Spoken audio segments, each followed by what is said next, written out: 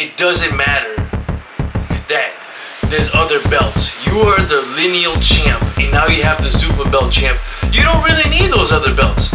And then Jai Opetaia is like, I want all 4 of those belts. I am not getting distracted from my goal. And boom! Welcome back to the channel, guys. Today, I'm giving my opinions and doing a review on the fight from last night between Jai Opetaia and Brandon Glanton. First off, I want to say that was actually a pretty good performance on both people's behalf. Brandon Glanton did better than I expected, believe it or not, even though he virtually lost every single round. But man, that dude is tough. But before I get into Brandon and his toughness, I want to say that Jai Opetaia is definitely a pound-for-pound elite. His performance last night proved that, and the reason why I say this isn't just because he always showed he could box, right? He did it against Brady's, who was the top dude in that weight class during that time. The other one right now he hasn't eliminated is Zurdo. But he fought Glanton's fight, and he stayed in the pocket for more than half the fight. Once he kind of got his rhythm down and where his punches were going to come, because Glanton is very selective, Jai Opetaia said, you know what, I'm just going to stay in here. I might get caught here once or twice. But like I said in my prediction, Glanton doesn't have knockout power. He has stunning power, and he wears you down.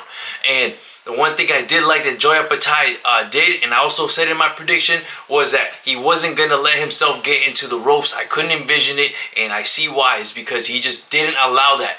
Brandon Glanton's fight is to fight on the inside, but his real fight is to fight you on the inside while your back is against the ropes. He loves pushing his weight, and that's when he capitalizes on you. That's when he starts wearing you down. But Jai Opetaia had similar strength to him and just did not allow him to get him trapped in those ropes. He did go to the ropes a few times, but you know, you're always going to go to the ropes a little bit, but not to the point where Glanton was able to offload any punches on this guy. So Jai Opetaia's ring IQ showed by not allowing him to go into the ropes.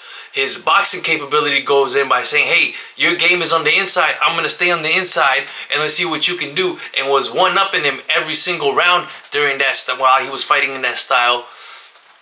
Now, I do want to add that I think the referee getting in between as often as he did, especially taking those points away, I think was excessive. And I also think it helped my homeboy Brandon Glanton last the distance. I know he never really looked like he was in much danger, but he wasn't gonna get drops like that. His legs are really strong. And one thing about boxers is they historically have not really ever worked out their legs. And I'm not saying like every boxer doesn't work out the legs. Clearly they jump rope, they go running and all that. But look at fighters like Canelo and Brandon Glanton, Brandon Glanton is a former football player, so you know he used to do barbell squats. Canelo has been shown to do barbell squats, and because their legs are so strong, when they get stunned, it doesn't show as visibly because their legs don't disappear like that. If you get stunned and your legs go, you look much more hurt than you are sometimes. That's why sometimes you see fighters say, hey, I was hurt, but not that hurt. But when we look at the screen, they're like, dude, you were freaking hurt. But Brandon Glanton was hurt a few times in that fight, but his legs were strong. So he had a solid core and solid legs. He just didn't show. And I honestly felt that in those last 2 rounds, the referee getting in between them so often let Brandon Glanton get his wits back and allowed him to finish that fight. I'm not saying he would have been stopped if the referee wasn't so involved, but it definitely helped. You know what I'm saying? Brandon Glanton's not going to get stopped like that. And that's what I want to say about Brandon Glanton is that dude, man, if he could just pick it up a little bit higher in his attributes, you know what I'm saying? I mean, his tangibles, he could really win a world championship at a cruiserweight. It's tough. I don't even see him beating Zurdo right now, but he could clearly hang with the best of them. He might be that guy that hangs with the best of them and just doesn't win a world title. He could be, but that's my review on the fight. I do want to add that it's kind of ironic that the Zuffa belt was made to kind of say F you to the major organizations like the WBC, WBA, WBO, and the IBF.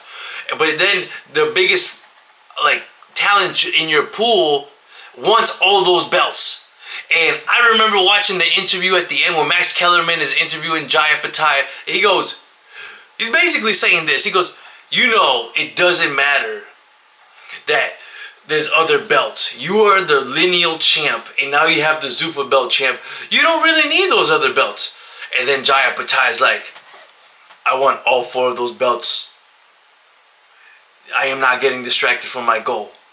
And it's like, it's just so ironic. I feel like the dynamic there is just, clearly I think Dana and Opetaia are going to get along, but you see where their vision is a little different. You know what I'm saying? Me personally, I'm kind of somewhere in the middle. I think at this point, Jai Opetaia has established himself enough to where those belts don't matter so much, but he should chase that winner of David Benavidez and Zurdo. I think once he beats, if he fights the winner of that fight and beats them, he should abandon the Cruiserweight division and just move up. You know, the other guy that's left is the guy that beat Bodu Jack, and honestly, I'm not interested in that fight. I forgot my homeboy's name, not to disrespect him because he is a decent fighter, but him and Bodu Jack are not at their best, and they gave each other hell, and I just can't see him giving our homeboy Opetaia a tough fight.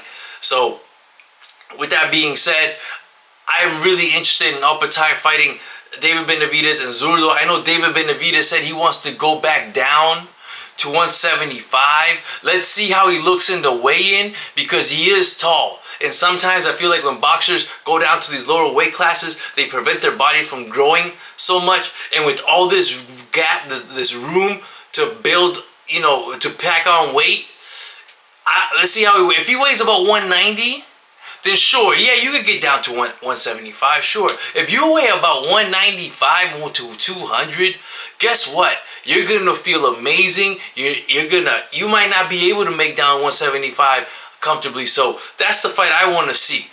At the end of the day, though, Jai Opetaia is making history. He's defended his lineal championship more than anybody else in history. He defeated the guy that gave Usyk a tough fight at 200 pounds more convincingly with a broken jaw. Jai Opetaia is definitely a pound-for-pound elite top 10. You know what I'm saying? So I might make a video about my top 10 pound for pound at some point, but right now I got Jai Opetaia in my top 10. I haven't numbered him yet, but he clearly has the skills to hang with the best of them. He is the best of them, and I wouldn't be shocked if he makes rumbles in the heavyweight division next year after he challenges one or two more guys. I don't think he should go for all 4 belts. And if you guys are close to Jai Opetaia, you could, you know, say, hey man, just fight the winner of Zurdo and Benavidez, and let's move on. Let's move on and make history. You know what I'm saying? With that being said, guys, I'm out. Boom.